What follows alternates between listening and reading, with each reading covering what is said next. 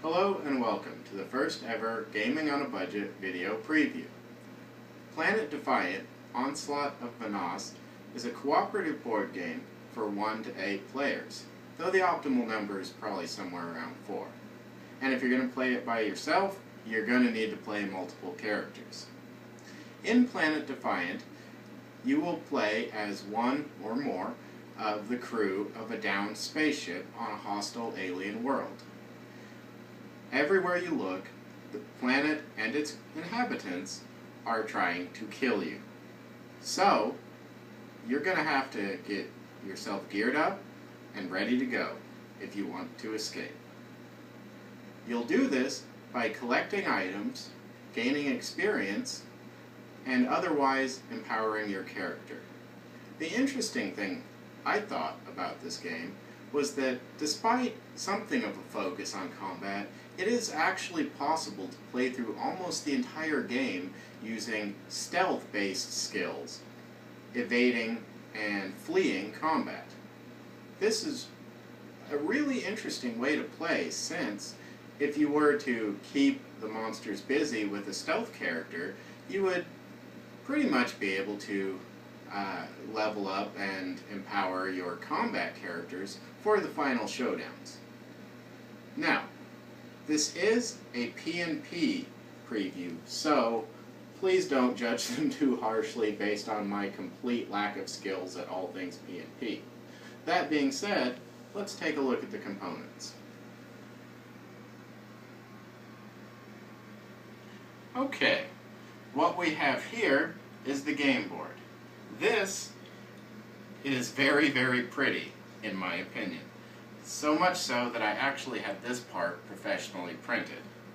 What you see here is a layout kind of similar to Arkham Horror or games to that effect, where you have locations that branch off into individual areas. You'll move through the game, let's take a token here, by going from location to location, and from there to the sub-areas. Now, your average turn will play out with the first 2 phases being mostly refreshing and setting up the game for the current turn. You'll do this with things like the environment card. Each turn you will flip over one of these, and it will tell you things like the weather or related conditions, in this case none, though sometimes you'll get penalties to various things or even bonuses here and there, and where the important parts are going to be spawning for this turn. These are things like communications parts, ship parts, engine parts, and so on. Also, in some rare circumstances, you'll get a flash event, which is a 1-turn only opportunity to take a big risk for a big reward. In this case, we see that ship parts will be spawning in the Arctol lands, which are right over here. So, I'll take one of my super fancy prototype components of a ship part and place it on the Arctol lands. Now, Commander Edgar Black is no fool. He knows that to collect those pieces as quickly and efficiently as possible, he should probably take the opportunity to what? I was saying tilt it towards me. Oh, okay. Yes, let's just pretend that didn't happen, shall we? He should probably take the opportunity to get the pieces close to him. This is the player board representing Commander Black. He will have his item equipment cards over here, his noetic or psychic powers over here, and his various stats and special ability over here. He can also track his hit points, his focus points, which are used for pretty much everything you do in the game and will be refreshed at the end of each phase, and his experience and level. Now, let's say that through his adventures he had acquired a shotgun and let's say where'd it go? Alright, electric blast. So he's got himself a pretty decent little noetic power and pretty decent little combat weapon. +1 to combat checks. You know, pretty standard. Not bad. So, he's going to head on over to the Arctool lands and claim this part for his team. Now, in the next phase, he might find that, for one reason or another, a monster spawns. Take a look at the relevant stat card. In this case, it is a beta class, or the goblin equivalent in this game, called an Ethul. It has stats for the daytime and the nighttime. Now let's say that it's nighttime right now. We'll place the Ethul in the area with him, and at the end of combat, or at the end of the current phase, he will engage in combat with this creature. Now, to do that, he's going to take one of the relevant battle boards here. In this case, we are looking for, the desert. Take the desert battle board there, and refer to one of the formation sheets. Now, depending on the circumstances that started combat, it's either going to be a formation that benefits the human players, or a formation that benefits the aliens. In this case, let's say it's one that benefits the humans. He's going to look at this sheet and decide which of these layouts would be most beneficial to him. From there, he would place character and monster tokens on the board in their relevant spaces and engage in combat. This is accomplished through the rolling of 10-sided dice. His shotgun gives him a +1 to combat checks, and he would from there reference his precision, because it's a ranged precision weapon, and let's say he's using that value there, so it's a 5, upgraded to a 6 by the shotgun, so he would have 6 dice to roll to determine how many successes he has against this creature. Assuming that he rolls enough and the creature doesn't roll adequate defense and doesn't possess armor or other various effects that influence combat, he would defeat the creature, probably gain some experience, and that would be the end of combat for Commander Black.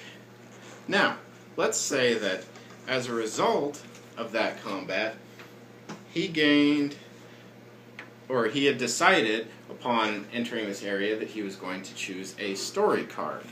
And sometimes the areas will have text effects that you can opt to utilize instead of choosing a story card or drawing a story card. But in this case, there isn't one, so he would look to see whether it's day or night on the backs of the cards.